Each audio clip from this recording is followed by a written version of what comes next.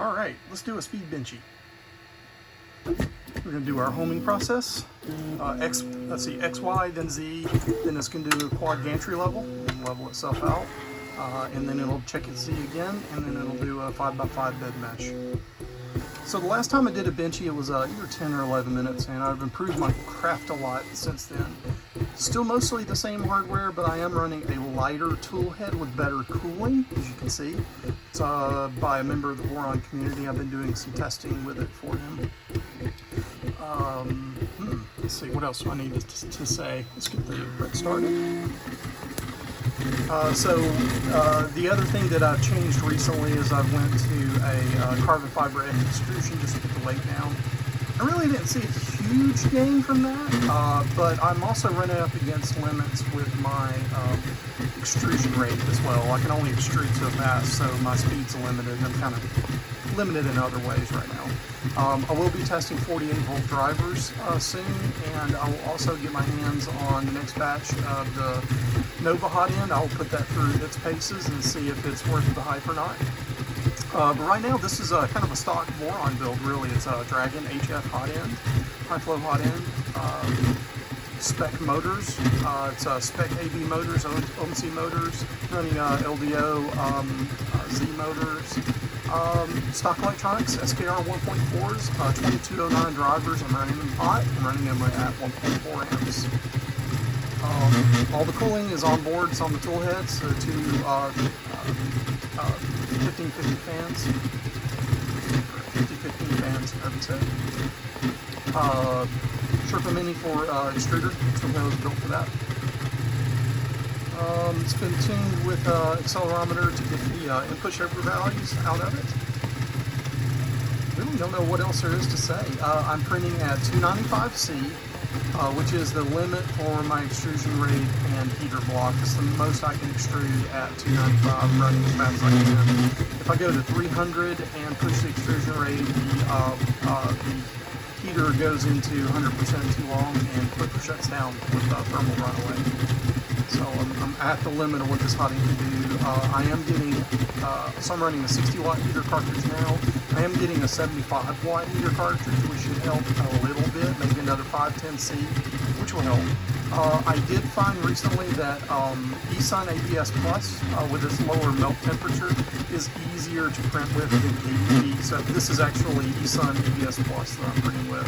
I was trying to do it with KVP Black, but that of course takes a higher temperature. It's a little harder to melt. It's harder on the heater. So, gosh, what else can I say? With this type of tool head, with the fan on either side, I found that placing the bow of the boat towards the front helped me get a better quality print. It cools a little better.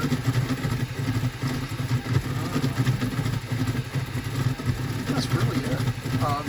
Stock benchy max settings, right? So 2.5, 0.25 layer heights, 0.5 widths, two walls, 3 tops, 3 bottoms. I am running, so speed accel. I am running 320 millimeters a second flat for all moves, extrusion and not, and that's with 80K accel and 65K disc decel, and 125 square former velocity. So the tool head's only slowing down to 125 millimeters a second to make a 90-degree turn. Running the drivers as hot as I really can on the 2209s, which is 1.4 amps RMS.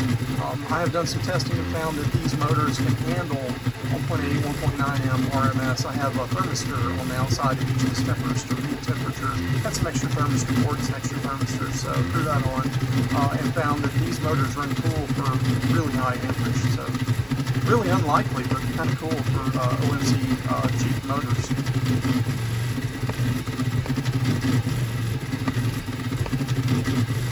So this will be the fastest run I post on with this configuration. My next speed run, if I have another one, would be below 6 seconds, maybe in the 5 second range. That depends on how the 48 volt driver testing goes. I'm able to run 500-600 millimeter travel moves with with that higher voltage, so we'll see how much that helps me. Again, I've already paid for them in the next batch of Nova hot ends. That is the only hot end that's out, like, viable in the market right now that advertises more flow than what I'm running.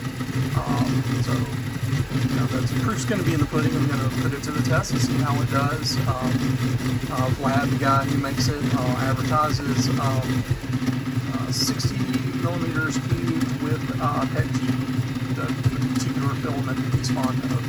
So we'll see how it does. We'll see how it does with the materials I'm using. I'll be the guinea pig. I do slow down for this section here with min layer time, using the min layer time facility along with the smokestack. They're still not perfect. I could still slow down a little more. It would help a little bit, but hey, just be benchy.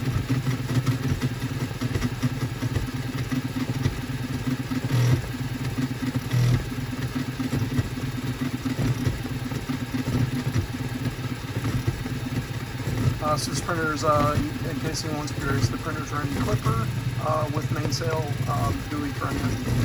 It's running on a Raspberry Pi. Raspberry Pi controls the two SKR 1.4s that are needed for the 7 steppers this printer has.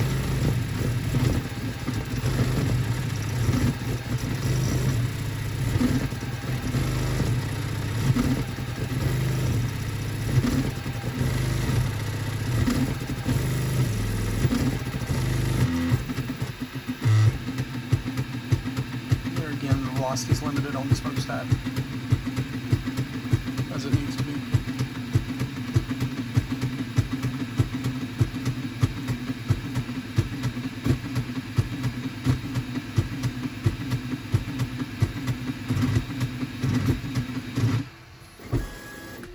Here we go.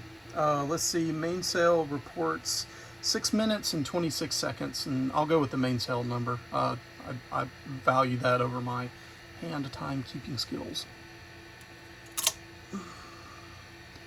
So that's a okay quality benchy. It's obviously got some issues. I'll give you a little bit of zoom here. Zoom in on the quality here, or lack thereof.